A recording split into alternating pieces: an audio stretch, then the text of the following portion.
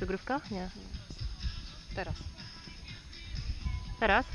Jazda, jazda, jazda. W pierwszej fazie lecimy drugą fazę. Jazda, jazda, jazda, jazda. Go, go, go, go, go, go, go, go, go, go. I krótko, i krótko. Jedzie? Udało się? Udało się. Nie trafiła. To nie jest takie proste.